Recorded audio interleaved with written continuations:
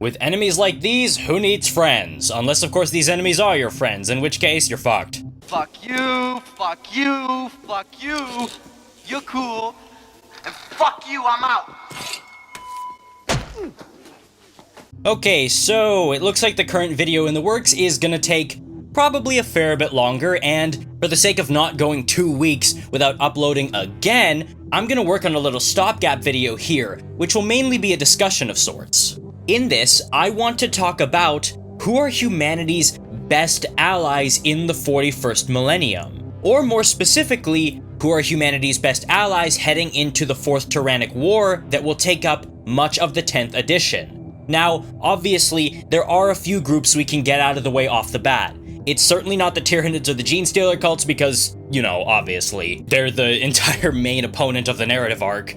And it's not going to be the Orcs, again for obvious reasons. Now, it should be noted that humans and Orcs have worked together, but whenever that happens, it's in a very small, isolated capacity. Usually some military leader or planetary governor or inquisitor having to hire Orcish mercenaries or paying Orcs to attack somebody else as an act of desperation, or to sow chaos to stop an oncoming Wog. And even then, if those Orcs survive whatever mission they were on, they're gonna turn right back around and attack whoever their allies just were, because, hey, they're just looking for a fight. Like, it's not out of the question to work with Orcs for like 5 seconds, but no, they're not humanity's allies in any capacity. Though, let's be honest, I think we can all say we wish they were. Let's be honest, we need them, they don't need us, because Orcs is the best. Now, I want to talk about something right off the bat here. Any alliance between humans and Xenos is usually gonna be smaller scale. There's not gonna be some grand coalition army. It'll be smaller backroom deals by parties with the power to make those deals for smaller goals that will serve a wider purpose. So in that vein, what about the Tau? Because the Tau may seem like good allies for humans. They accept humans into their empire, human auxiliaries, they work together, they're respected within the Tau Empire to a degree. Life is just generally better over there, even though they don't have the glory of the God Emperor in their lives, you know, sorry for them. So could the Tau be considered allies to humanity? Well, not really, because they are opposed to the Imperium. And the Imperium, generally speaking, is highly necessary in order to maintain the lives and at least relative security of humanity across the galaxy. The reason the Imperium is such an awful place to live is because they have been firing on full wartime production for 10,000 years. Only a few years of wartime production will ravage a society or one country. So the entire galaxy firing on all cylinders for that long? Yeah, it'll eat people alive. But it's seen as necessary because of how many threats there are in the galaxy.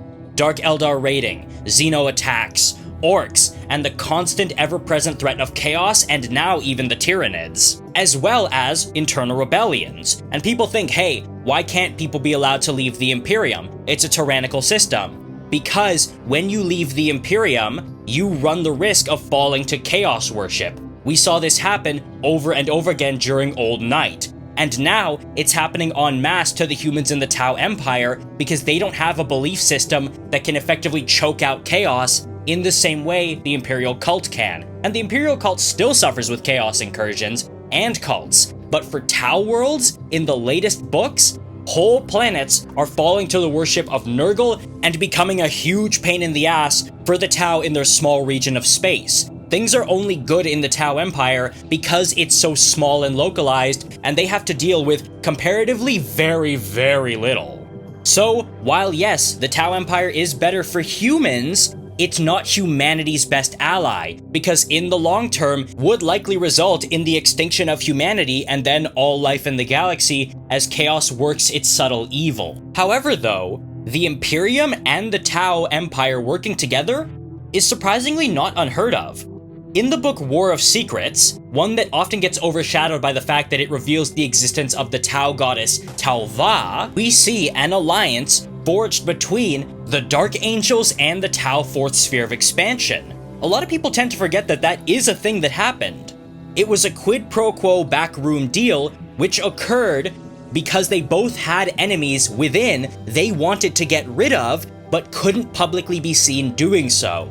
The Tau Fourth Sphere, led by Commander Surestrike, honestly one of my favorite characters in the Tau because of just how antithetical he is to so many others in there, discovers when they're becalmed in the warp the existence of the Tau goddess Tau-Va, and Surestrike realizes its threat is an existential crisis in the making because he feels it could possibly challenge the authority of the Ethereal Caste. He directly deduces that the existence of this warp entity is tied to the psychic potential of the Tau auxiliary troops, mainly the humans, with their inherent faithfulness, and as such he needs them wiped out. But he can't be seen doing so en masse because that would undermine the greater good and could spark like a civil war. So he strikes a deal with the Dark Angels. The Dark Angels, for their part, want a few human planets completely wiped out because they know too much. They know about the Fallen, and the Dark Angels cannot risk that. So there is basically a you kill my back, I'll kill yours kind of deal going on. Now, with this precedent, it could be seen that they could set aside their differences and bite the Tyranids, not side by side, but maybe on different fronts. Though there's a problem with this with regard to the Fourth Tyrannic War. While yes, the previous Tyrannic Wars were in the Tau's backyard, and that could have been possible there, the fourth one is actually in the Segmentum Pacificus, on the opposite side of the galaxy from where the Tau are located. So as such, we can more or less discount them from the Fourth Tyrannic War as a possible ally of humanity. Though they are likely to have their own things going on, so don't worry, Tau fans. I would like to talk about the big stuff going on in the Tau Empire at a later date. Oh, but what about the Leagues of Votaan, you might ask? Yeah, well, what about them? Because we've heard basically nothing about them, and it's been over a year since they've been announced. No books, no possible narrative arcs, nothing. I'm sorry, but oh my god. I don't know what GW was kind of thinking with that. They just kind of told us they exist, gave us the models, and then just fucked off. Now, we have gotten rumors that there's gonna be the first Leagues of Votaan proper novel, either by Mike Brooks, or by Ben Counter, or someone else. I think it's one of those two I heard somewhere, and maybe that will bring them into the fold and see them actually engaging in the Fourth Tyrannic War, but again, the Leagues of Votaan are mainly located around the galactic core, and keep their identity and their true human heritage a secret from the Imperium, so again, I'm just not really sure how that would work, but still, I think it would be cool and a good way to finally bring them into the setting, but again, no breaths held. So that really leaves two options with regard to mainline factions. The first of which being the Eldar, and I need everyone to stop bullshitting themselves right now because it's not gonna be the Eldar, come on. Like, I have a whole video talking about why the Eldar are basically non-vi at this point. We actually do have a little bit of lore already regarding the Eldar's place in the Fourth Tyrannic War. One of the Soul Blades, which are like these elite task forces set up by the Imperium to counter fleets and slow them down before the main bulk of Imperial force can get there, which was led by noble knight houses and an old and famous chapter called the Silver Skulls, who are definitely not Iron Warrior's successors, guys. Don't you worry, they're totally Ultramarines. Come on. There's a whole thing with them that, like, their gene seed is classified, and an Inquisitor was finally able to find out what it was, but kept the information under wraps because, oh, it would cause a schism in the chapter. It's Iron Warriors. They're fucking Iron Warriors. We're on a world fighting against a High Fleet Tendril when they were aided by the Eldari. And they got so caught up in the zeal of killing Xenos that it turned into a protracted three-way conflict as opposed to a quick hit and run. Oh yeah, those are definitely not Iron Warriors, everybody. So, it's pretty clear here, the 10th edition is gonna have no break from the tradition of the Eldar getting not even the short end of the stick, the fucking sharp end of the stick. Like, come on. But yeah, the point still stands. The Eldar, even aside from this, are not great allies for humanity. Even on the instances they do work together, it's such a pain in the ass because the Eldar are so perfidious and so twitchy about ever taking losses, they never commit and are prone to just dipping out of the conflict before anything really gets done. They do this even in Battlefleet Gothic Armada 2. They'll just be like, okay, thanks, bye, before they can fulfill their end of the bargain. They're just not respectable or reliable allies. And before anyone brings up the Ynnari, the remnants of the Ynnari are currently being hunted down by the Grey Knights. I think it's just time to accept the fact that the Eldar are just like a second or third string Xenos race at this point, and it's actually the Tau and the Necrons who are the mainline Xenos in 40k at this point. Kind of like how the Space Wolves used to be that really human and barbarian chapter that everybody liked, but now that exact role is filled by the White Scars. And speaking of which, yeah, that's who humanity's best ally is gonna be. The Necrons. Okay, quick aside here, I don't know if it picked up on the audio, but somebody was just playing a fucking banjo outside. I live in Toronto, who's got a fucking banjo? Okay, but again, back on topic here, the whole thing with the Human Necron Alliance is that it just feels a lot more viable, oddly enough, than one with the Eldar, because the Necrons are the more honorable faction. In Battlefleet Gothic Armada 2, when High Admiral Spire makes deals with Yvraine and the Ynnari, they immediately just push out on him the second he needs them and has fulfilled his end of the bargain. They said, oh yeah, we had an alliance, but we didn't say how long it would last, haha, bye. Yeah, this is why you don't make deals with fucking Eldar. They wonder why humans don't like them. Trazyn the Infinite, on the other hand, is the reliable and honorable ally. He tells them, hey, the Necron Neferu dynasty is creating a super weapon here. It's a threat to me and it's a threat to you. Go take it out. He just gives them the information they need and they take care of it. It's like, boom, done. Completely simple, straightforward, good stuff. Now, you have to remember, when humans and Necrons work together, obviously the Necrons are going to be trying to push things into their advantage and gain as much as they can. Yeah, that's just how alliances work. But they actually seem to have more respect for humans than the Eldar do, and again, hold up their end of the bargain better. This also ties into the very interesting history between the de facto leader of the Necrons, Szarekh the Silent King, and of all people, Dante. And Dante has this connection to Szarekh through Sanguinius. Yeah, you may already know this, but Sanguinius has met the Silent King. The two actually had a decent rapport and were on the verge of establishing an alliance. Szarekh reveres him enough to the point where he has a death mask of Sanguinius. Now, when Lord Commander Dante sees this on the world of Gehenna, he's immediately outraged until Szarekh explains, no, we actually respected him a lot.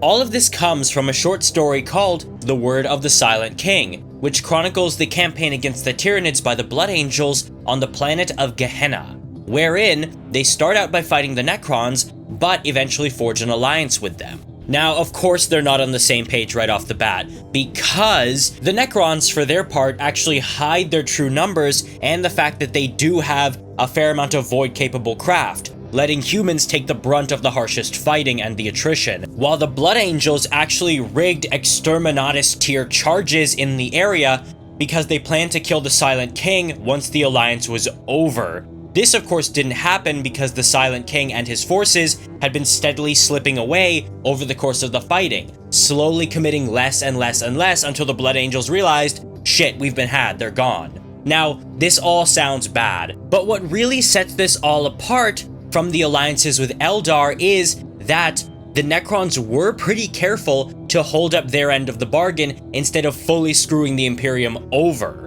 And they dealt with the humans in a very direct and forthright manner, because Eldar, for their part, tend to prefer manipulation behind the scenes, wherein they'll try and subtly direct and steer Imperials to where they need to be, or use, I guess, greater trickery and a little more deception, while the Necrons said, hey, there's an enemy here, let's fight them together. And lucky for their part, it was the Blood Angels. I don't think another chapter would have done it. But ultimately, what truly makes this feel different to me, and makes me view Necrons as possible allies for humanity, especially against the Tyranids, really can be summed up best from an excerpt.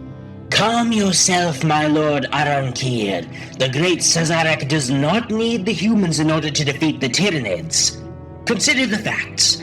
Our fleet had transitioned out of range of their primitive sensors, but we were at full battle readiness throughout our engagement with the Dante Angels' forces as well as afterwards. Similarly, we outnumbered them by many hundreds to one on the ground, 1,000 or more by the end, since it was they who made the greater sacrifice in the battle against the Tyranids. Consider the wisdom of noble Szarekh. He allowed the humans to believe they alone held void superiority over the High Fleet, so they alone took damage in engaging the alien vessels as part of the Allied offensive. Our ships remained safely out of the conflict. He also allowed the humans to mount what they considered a valiant and righteous defense of the larger city structures, a maneuver that held little tactical merit or advantage, and a much higher likelihood of attrition. He maximized the effectiveness of the Alliance entirely in favor of the Necron forces by giving the humans just enough hope for a brighter future and just enough of the truth to commit them to our cause. Doubtless they would have turned on us if the opportunity had presented itself later, most especially if they had learned the whole truth. That was a risk that wise Szarekh could not take.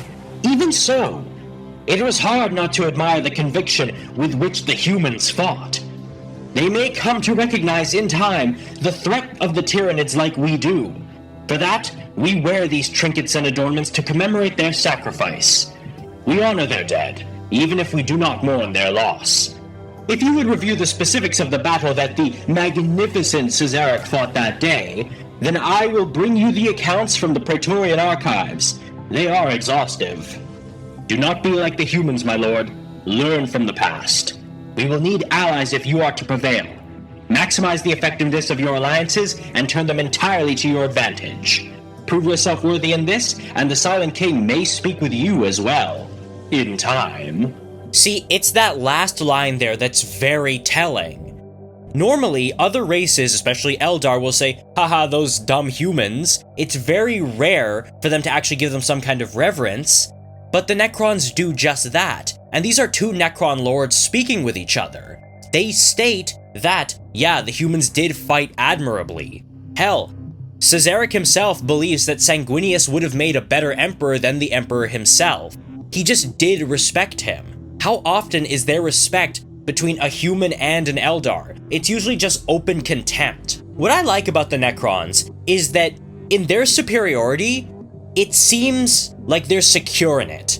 When there's Eldar in the room, they're always like so catty and so tense. It's like, ooh, you stupid humans, you suck so much. Like, it's like they're trying to affirm it to themselves that they think they're better. But Necrons, it's like they just tossed you their car keys and said, hey, don't scratch the paint.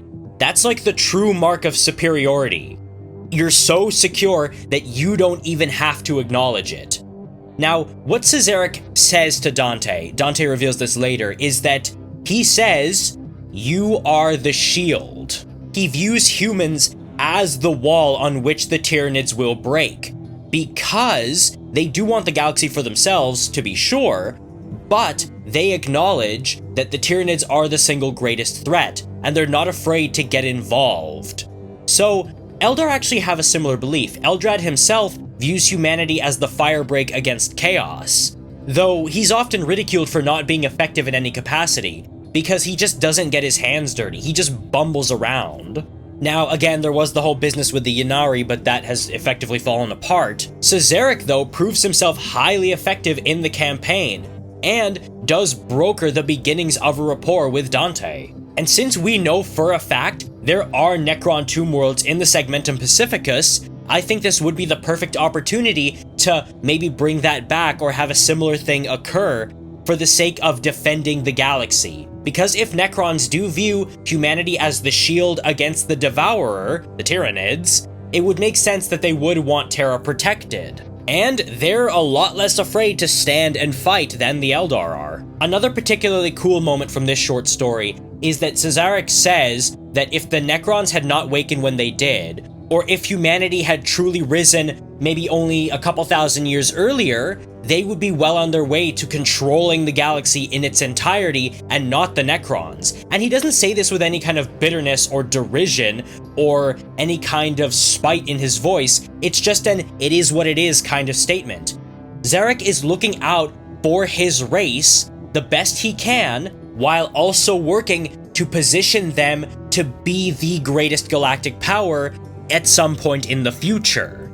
But This ability to work with humans and this recognition of their potential and capability speaks volumes about him to me. And we also shouldn't overlook the fact that he's respectful enough to have the term human used, even when his lords are speaking amongst themselves, unlike certain Xeno who like to use the word that is basically just monkey. Or, even worse, in their own tongue means cannibalistic monster. Like, could you imagine how this book would have been if Dante walked in and the first thing Szarekh said was, "Hey, what's up, meat ass?" It's the decorum, the sensibility, and the fact that Necrons are also, by dint of their technology, the best equipped to fight the Tyranids. Gauss rifles disassemble things on a molecular level and make them useless to the Tyranids. Biomass that is completely unsalvageable. But what do you guys think? Do you guys also believe that the Necrons are the best bet for the Imperium to fight the Tyranids alongside?